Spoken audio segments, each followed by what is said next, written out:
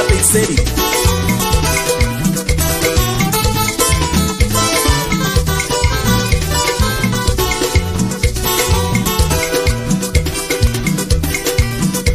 Ai agulu da badina, ayahu da badina, logo no venere sombulule.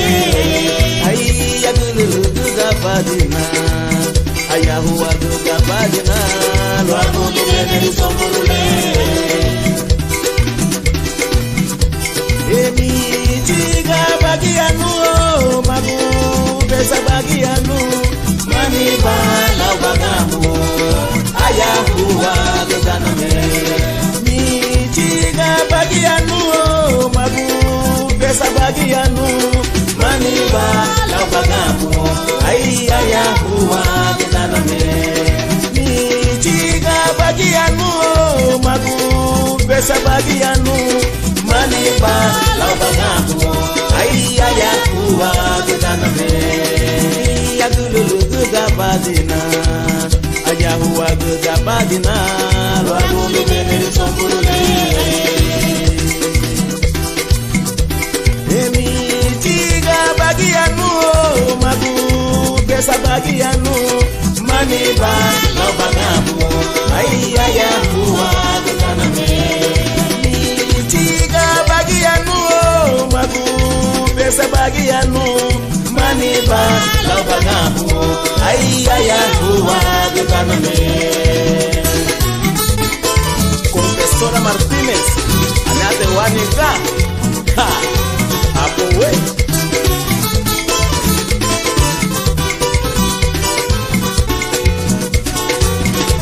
Ay, agulu da badina, ayahuwa da badina, logo no venere sombulule. Ay, agulu da badina.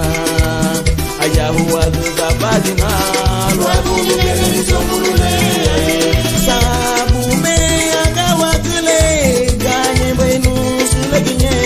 Shibana no veniri boare, magaye hatina lumo. Sabu me agawa kule, ganye benu sulaginye. Shibana no veniri boare, magaye hatina lumo. Sabu me agawa kule. Kanye bwenu sulaginye Shibana mugeni libuwari Magaye hatingalu Monte sun parrandero sun Chilin lobo hadera garina Agaya de visito sumir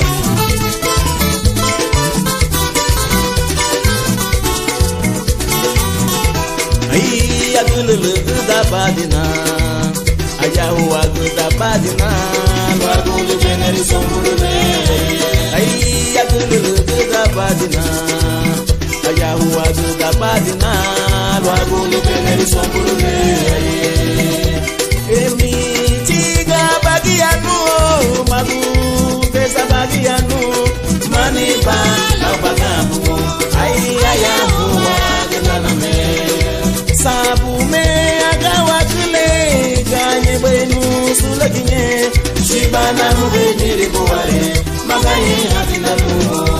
Emi tiga bagianu magu besa bagianu maniba la bagamu ay ayahuwa ganame.